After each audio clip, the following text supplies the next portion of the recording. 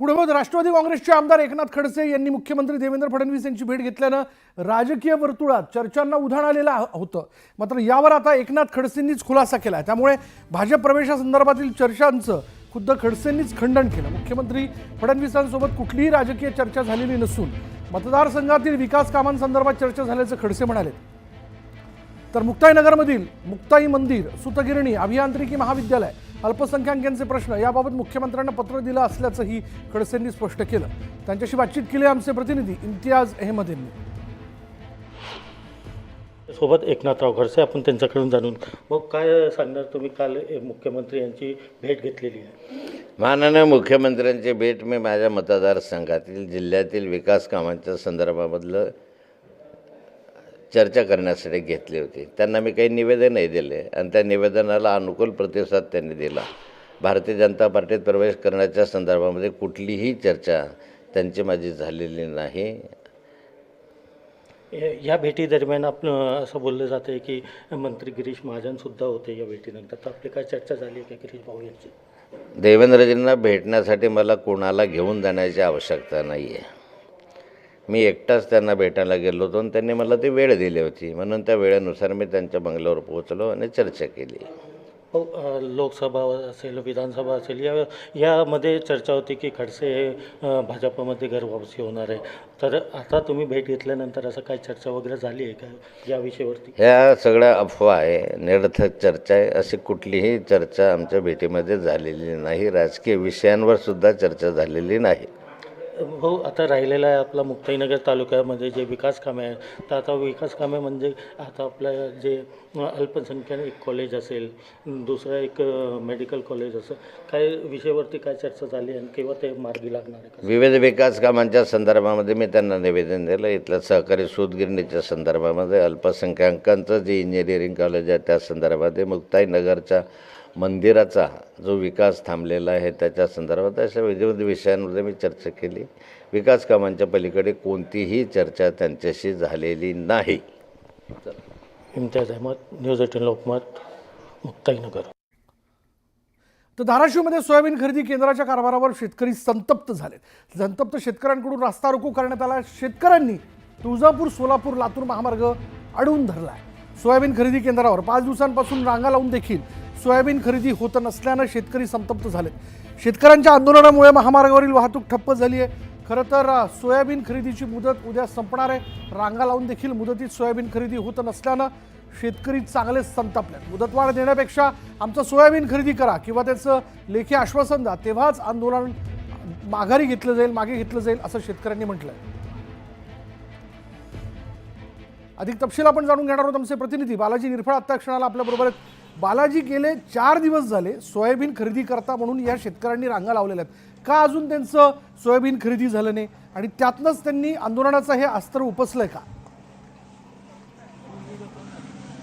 विशाल, मी एक तुला पहिल्यांदा हे तर दाखवतो। मी आता तुळजापूरमध्ये आहे।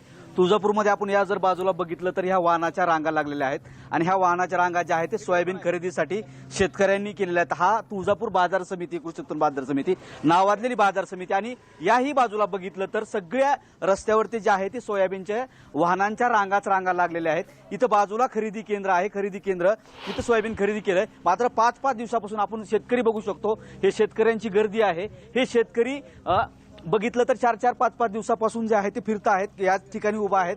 त्यांची सोयाबीन खरेदी होत नाहीये आणि उद्याचा दिवस जो आहे तो शेतकऱ्यांसाठी वाढीव मुदत जी नाफेडनं दिलेली आहे ती नाफेडची मुदत उद्या संपणार आहे आणि आपल्या या शेतकऱ्यांना आपलं सोयाबीन खरेदी होईल का नाही ही मोठी चिंता। मला सांगा, सोयाबीन खरेदीचा यंदा पुरता बोजवारा उडालाय, काय भावना आहेत? किती दिवस झाले इथे खरेदी केंद्रावर? आता आम्ही इथं जवळपास डिसेंबरपासून येत आहेत। काय येते सोयाबीन, काय मामा भावना सोयाबीन खरेदीचं? काय होती का खरेदी? आता आम्हाला हे सांगायचं की 2 डिसेंबर पर्यंतच घेणार, पुढचं घेणार नाही।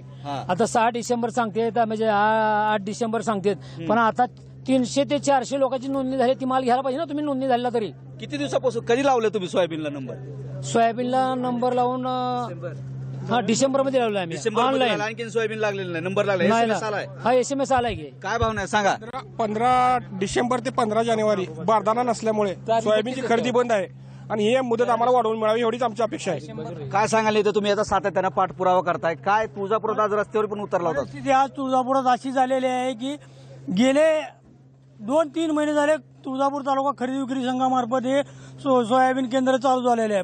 पण शासनाच्या नाचिके आणि दुष्परिणामामुळे मध्ये बारदाना जवळपास 30-35 दिवस बारदाना न आल्यामुळे आजही ही तुम्हाला लाईन दिसते ही शेतकऱ्याची पिळवणूक केल्याच्या दृष्टिकोनातून. आणि त्या हिशोबाने सर्वसामान्य शेतकरी अन्याय होऊ नये म्हणून मी तुळजापूर तालुका खरेदी विक्री संघामार्फत एक नोट दुसरी 2 मिशन चालू करून जेवढा जास्तीत जास्त माल नेता येईल तेवढा शेतकऱ्याचा आज न्यायालयाची परिस्थिती करायला आहे. रोज नाही म्हणलं तर रात्री 1:30-2 वाजता मिशन चालतात, सकाळी 6 पासून. भावना मागणी काय सांगा? मागणी फक्त आमचा उद्देश आहे की सर्वसामान्य शेतकऱ्यांचा जे ऑनलाईन झालेला आहे त्या शेतकऱ्याचा माल सगळ्यांनी घेतला पाहिजे. शासनाने कशा पद्धतीने घ्यायचा तो घेतला पाहिजे. तुमच्या मगाशी संतप्त भावना होत्या, काय भावना होत्या मगाशी? काय किती वेळचा दिवस झालं? कारण का शेतकऱ्याचं एक म्हणणं हेच आहे बाबा तुम्ही जेवढे शेतकऱ्याचं ऑनलाईन घेतलेलं आहे तेवढ्या लोकांना तुम्ही 100% सोयाबीन तुम्ही खरेदी करा नाफेडच्या मार्फतून आणि शेतकऱ्यांना 4 पैसे मिळतात. आणि काय चालू मार्केटमध्ये सध्या सोयाबीनचा भाव पडलेला आहे आणि थोडे इथं किती भाव मिळतोय? इथं 4,892 भाव भेटतो. म्हणजे 900 रुपये जास्त मिळतात. 900 रुपये आम्हाला जास्त भेटतात. हा महत्वाचा मुद्दा आहे की समाधान भेटते. 900 रुपये जास्त मिळतात शेतकऱ्यांना आणि बाहेर बाजारात गेलं तर 4,000 ते 4,100 भाव आहे, इथं 4,900. काय भावना आहेत? किती दिवस झाला आलात? काय तुम्ही जरा चेहरा तुमचा 4 दिवस झाले इथंच आहे आणि हेलपाटे मारतो म्हणजे माझा माल नंबर लागावा म्हणून. आणि ऑनलाईन करून असताना देखील ऑनलाईनला नंबर लागत नाही.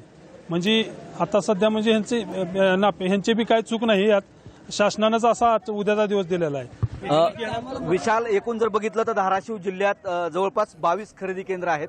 22 खरेदी केंद्रावरती ही सगळी परिस्थिती आहे. उद्याचा दिवस आहे त्यामुळे शेतकऱ्यात खूप अस्वस्थता आहे. आपलं सोयाबीन मला सांगा काय भाव, काय म्हणणं आहे, काय सांगा? आमचं एवढंच म्हणणं आहे शासनाला की आता आम्ही 22 नंबरला केले नोंदणी, तर माझ्यासारखे जेवढे शेतकरी नोंदणी झालेले त्यांचे सर्वांचेच सोयाबीन हे निघावं. आता जे काय हमी भाव दिलेला आहे एवढीच शासनाला आमची विनंती आहे आणि मुदतवाढ मिळावी. आता मुदतवाढ मागणी करतो. विशाल, हे जर बघितलं तर सगळी परिस्थिती आहे सोयाबीन खरेदी केंद्रावरली. मी तुळजापूरच्या खरेदी केंद्रावरती आहे आणि हीच परिस्थिती धाराशिव असेल, खाली उमरगा असेल, लोहारा असेल, एकूण सगळ्या पट्ट्यात पाहायला मिळते. शेतकरी रात्री इथं मुक्काम करतायत, सकाळी नंबर येईल अशी अपेक्षा आहे. मात्र 5-5 दिवस झालं सोयाबीनसाठी नंबर येत नाही. आपण या अगोदरही वस्तू तिथे दाखवली होती. त्यानंतर शासनानं 6 दिवसाची मुदतवाढ दिली. विशाल, आणखीन शेतकरी जे आहे ते धाराशिव जिल्ह्यात तुळजापूर असेल किंवा इतर भागातले शेतकरी सोयाबीन खरेदीसाठी ताटकळत उभा आहेत. आता उद्याची मुदत आहे त्यामुळे शेतकऱ्यात मोठी धाकधूक आहे की उद्या आपलं खरेदी होतं का आणि शासन यावरती काही तोडगा काढतं का आणि शासनानं तोडगा काढावा यासाठीच आता शेतकरी रस्त्यावर देखील उतरलेत. आता नेमकं शासन काय भूमिका घेते हे सुद्धा पाहणं गरजेचं आहे. विशाल, फक्त 700 लोकांचं या ठिकाणी सोयाबीन आत्तापर्यंत या सरकारनं घेतलेलं आहे. 3,300 लोक यापासून वंचित राहिलेले आहेत आणि उद्याची या ठिकाणी तारीख आहे की या ठिकाणी मुदत संपत आहे. 6 तारीख दिलेली आहे आणि मला वाटतं की या 6 तारखेपर्यंत हे काही लोकांचं सोयाबीन घेतलं जाणार नाही. त्यामुळं या राज्य शासनानं या ठिकाणी मुदतवाढ मिळावी, सर्वांचं सोयाबीन घ्यावं, ज्यांची नोंद आहे त्यांची पण, ज्यांनी ऑनलाईन आणि ज्यांची नोंद नाही त्यांचे सुद्धा या ठिकाणी सोयाबीन घेतलं गेलं पाहिजे आणि जो काही हमी भाव आहे तो दिला पाहिजे. 4-4, 8-8 दिवस शेतकऱ्यांनी ट्रॅक्टर वाहनानं उभा केले आहेत. तर तारीख जी आहे ते 6 तारीख उद्याची दिलेली आहे. तर ही माल कसा जायचा, काय करायचं, त्या शेतकऱ्यांना न्याय मिळाला पाहिजे. आणि जेवढी मुदत दिलेली आहे म्हणजे जेवढं ऑनलाईन केलेलं आहे तर ते पूर्णपणे होईपर्यंत शासनानं ही सोयाबीन खरेदी करण्यात तारीख वाढवून किंवा मुदत वाढवून द्यावी.